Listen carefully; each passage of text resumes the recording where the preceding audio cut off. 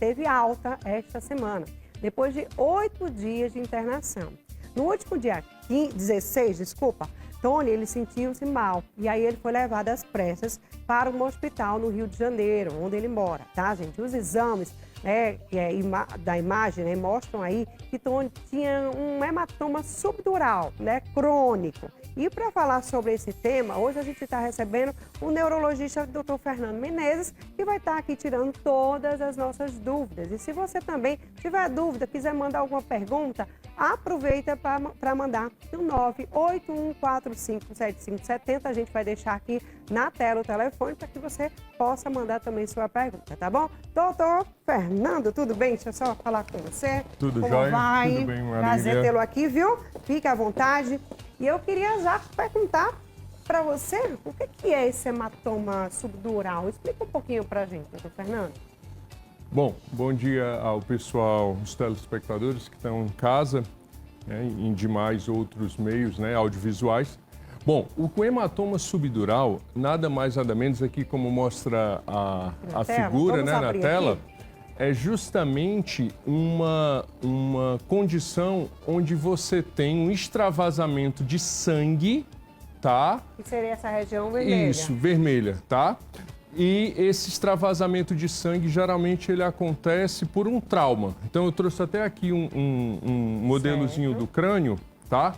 Em que, se puder focar aqui... Foca um pouquinho aí pra gente... Ali naquela câmera de lá. Bora lá. Isso. Bora, pronto. Então, pronto. A gente, no caso, recebendo uma pancada nesse lado aqui, se eu puder tirar aqui o crânio, ó, eu tenho aqui uma representação do que pode ter acontecido com o Tony Ramos. Então, a gente tem aqui, Marília, essa membranazinha azul aqui é a meninge. Certo. Por que o nome subdural?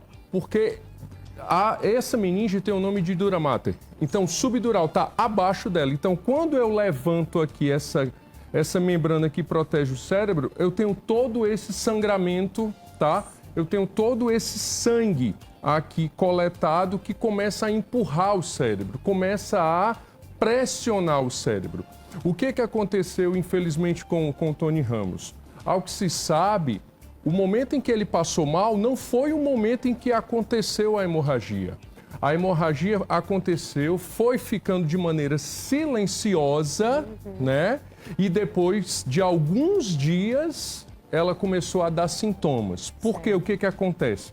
Pacientes acima de 60 anos que caem da própria altura, que tem uma queda, um escorregão, sempre é interessante, por mais que você veja que está consciente depois da queda, leve no pronto-socorro, porque esse hematoma ele é silencioso. E o ator ele refere que caiu, bateu a cabeça e continuou a vida como se nada tivesse acontecido. Não foi para o médico, eu acho, não né? foi, pra exato. Examinar, porque às vezes, caiu, não bati a cabecinha, mas só foi besteira, bota um gelinho ali e está tudo resolvido e às vezes não cuida, né? Logo, exatamente. Vai por piorando, isso... né?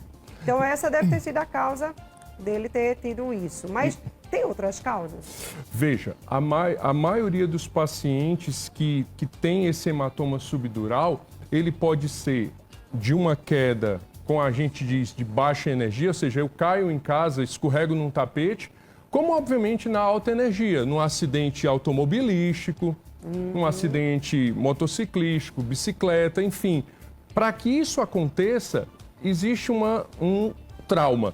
É diferente daquelas hemorragias por ruptura de um aneurisma, que elas podem acontecer aqui, eu estar aqui com você, sentir uma dor de cabeça muito forte e o aneurisma ter rompido. Aqui, na grande maioria das vezes, é necessário um trauma. Dificilmente isso aqui rompe de maneira espontânea, né? Dura quanto tempo no cérebro de uma pessoa?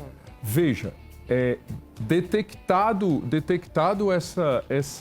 essa condição, vou até aqui só guardar o modelinho, detectada essa condição, ela tem que ser operada imediatamente. Sério? Porque o que acontece é que esse sangue, ele faz uma pressão no cérebro e fazendo aqui como mostra no painel, né, na tela aqui, ele faz essa pressão no cérebro e começa a aumentar a pressão dentro da cabeça. Se a gente entender que a cabeça, Marília, ela é toda feita de osso e o osso ele não estica, então essa pressão vai começar a aumentar. No que ela aumenta, tá? Ela começa a pressionar o cérebro e aí começam a vir desorientação, dor de cabeça, tá? E em casos mais graves até o coma. Isso. Bora lá, então o certo é ficar tudo azulzinho. Isso, exatamente. Teve Exatamente. esse probleminha ali, já tem que cuidar. E se vê com mais antecedência que está com esse problema, tem como se curar mais rápido, né? Exatamente. É preciso fazer algum tipo de cirurgia para melhorar? Né? Sim. O que a gente, no caso, sabe, né? O que o pessoal, a equipe da neurocirurgia faz é justamente esvaziar esse sangramento. Certo. Retira esse sangramento, o paciente tem o seu momento de recuperação, tá? Uma das coisas que o pessoal pode se perguntar em casa é quem é que estaria mais susceptível a isso aqui, né? Mulheres ou homens, né? Pois é. O que a gente...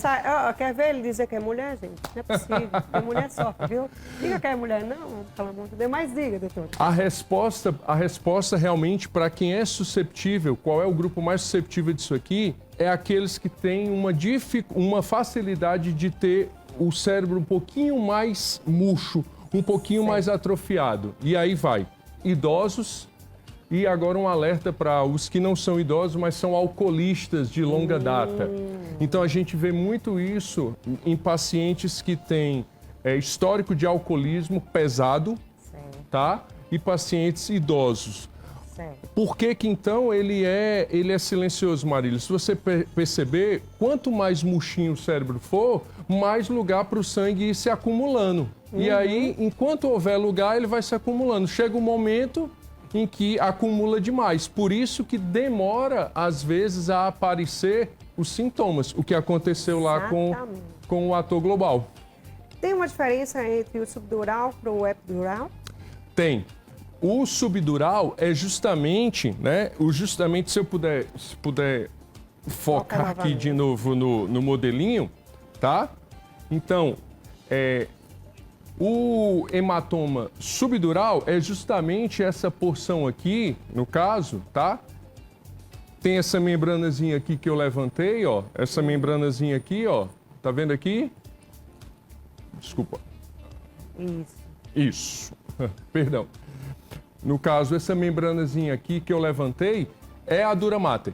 Então, nesse caso aqui, o sangue está abaixo dela. O epidural que você falou, o sangue está acima dela. Então, ele está entre a meninge e a calota craniana. Então, esse aqui, aí é que é necessário o histórico de trauma para acontecer, porque é necessário um trauma de alto impacto, geralmente nessa região que a gente chama aqui temporal. E aí, esse é problema. Por quê? Porque ele expande, faz volume mais rápido, tem o que a gente chama ali de 1 hora de consciência depois da pancada e, na grande maioria das vezes, via de regra, depois dessa hora o paciente afunda. Realmente ele fica comatoso e é uma emergência neurocirúrgica, tem que operar imediatamente. Bora colocar a pergunta aqui, Duda, por favor? Bom dia, doutor, eu queria saber se pancada na cabeça pode ficar dando convulsão. Boa pergunta. Pode? Pode. A gente tem, no caso, nos pacientes que têm convulsão após a pancada na cabeça, isso pode acontecer imediatamente a pancada, tá? E às vezes até essa pancada, se aconteceu até 4 anos, né? Ela pode ser a causa, se não, né, descartada outras hipóteses e possibilidades, pode ser sim a causa. Porque o que a gente entende é que o cérebro chacoalha e no que ele chacoalha na pancada, aí ele fica desordenado e começa a produzir descarga e começa a dar convulsão. Doutor, não é para todo mundo. É verdade. Agora, quando é que é feita uma cirurgia e como é que é essa retirada desse hematoma? A cirurgia só se tiver realmente agravado o negócio ou pode ser feita a cirurgia mesmo se está grave ainda? Pronto. Se no caso, se você entender que o fator de risco para esse tipo de hematoma é um cérebro que está, né, um pouquinho mais murchinho, né, que a gente chama atrofiado, e o sangue vai se coletando ali, né, se acumulando ali. Vamos imaginar agora um hematoma desse num paciente jovem, onde o cérebro é extremamente hidratado e bem volumoso. Então, das duas, uma ali, ou eu tenho um volume ou eu tenho um volume, uma parte do crânio para o cérebro ficar dentro, ou eu tenho um sangue que vai tentar ocupar o lugar do cérebro, concorda? Isso aí tem que ser drenado imediatamente. É isso que a gente fala. Nos pacientes idosos, por isso que tem que ter esse cuidado, porque bateu. Ah, não, meu avô tá bem, papai tá bem, tem mais de 60 aqui. Não, leva no pronto-socorro, porque isso aqui é extremamente silencioso. Né? Tem como diminuir? Tem alguma coisa assim que faça com que ele diminua? Tipo alguma medicação, alguma coisa assim? Não. Nesse caso, dificilmente a gente vai ter aí esses hematomas se repetindo depois que drenou. Obviamente, entendido que o ambiente que o paciente pode estar em casa, ele é danoso, com tapete, com quina, você previne aquele ambiente para que não aconteça mais quedas, tá? E aí, vida que segue. Agora, é uma situação que merece uma atenção dobrada e você realmente agir por aquele que é mais vulnerável. Exato. Ir ao pronto-socorro e entender que essa pancadinha, queda da própria altura, escorregou no banheiro, mas está tudo bem, não está tudo bem se for um paciente acima de 60 anos. Vai lá, faz uma tomografia, tudo bem, volta para casa, vida que segue. Mas ficou em casa, pode ter a evolução que o Tony Ramos teve, que foi uma redução da sua função neurológica bem tempo depois de um trauma acontecido. Para a gente finalizar, criança também leva muita pancada, às vezes na cabeça. Cai, bate a cabeça, enfim. Tem gente que a criança cai de frente, fica com catoma, bate na parede, enfim. Isso também tem que ter uma atençãozinha, né, doutor? Porque criança também pode ter esse tipo de hematoma ou não? Ou na criança não aconteceria dessa forma? Eu costumo dizer assim, como Deus é perfeito no que Ele faz, a criança ela tá em desenvolvimento, então cair faz parte do processo evolutivo para se alcançar o andar. Certo. Então, se isso de fato é verdade, a estrutura craniana, né, a estrutura óssea dos pequenininhos, ela é mais elástica. O crânio, ele é menos calcificado, ele é menos rígido. Então, ele tem uma elasticidade quando bate maior. Assim. Exatamente, ele absorve melhor esse impacto, né? Principalmente se ainda você tiver aquele bebezinho ou aquele recém-nascido que tem a popular moleira, aquilo ali faz com que os ossinhos eles possam receber o impacto. É claro que dependendo da energia, ou seja, você está aqui andando, está engatinhando, bateu a cabeça, é uma coisa. Cair de um trocador é outra totalmente diferente. Né? E também crianças maiorzinhas, né? Tem umas maiorzinhas, né? Que também, às vezes, é muito agitada, às vezes cai, bate a cabeça, também tem que ter um pouco de atenção. Agora, não sei se é mito ou verdade essa questão de, o menino bateu, ficou um galo na cabeça, leva para o hospital, não pode dormir. Não pode dormir por quê, doutor? Porque às vezes a criança fica meio... Essa premissa de que não pode dormir, nós neurologistas, neuropediatras, até os neurocirurgiões, a gente fala o seguinte, é interessante manter a criança sempre alerta para justamente você saber o quão responsiva ela está, se esse trauma ele não pode ter afetado a consciência. Então, manter a atenção, vai brincando até chegar ao hospital, entre aspas, vai enrolando ali, né? Faz alguma coisa, distrai. E aí, para que o profissional que esteja ali na linha de frente, no pronto-socorro, receba a criança com o tal do nível de consciência dela, tá?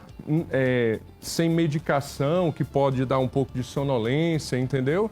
Então, essa história de não dormir é para que a gente tenha sempre a criança, o paciente, tá, alerta, para a gente pegá-lo no melhor do que a consciência dele podia ter, né, para aparecer, perdão, durante o trauma. Maravilha. Olha, a Cláudia está aqui elogiando você, viu, doutor Fernando? Dizendo que você é um excelente médico aqui, viu, Cláudia? Obrigada, viu, Claudinha? Tá assistindo a gente. Obrigada, viu, doutor Fernando? Muito obrigada por sua participação aqui no nosso programa. A você, Marília. Muito obrigado pelo convite novamente. Poder levar aqui informação de qualidade para a população da grande João Pessoa. Obrigada, viu? Mas olha, chega pra cá, deixa eu falar da loja que me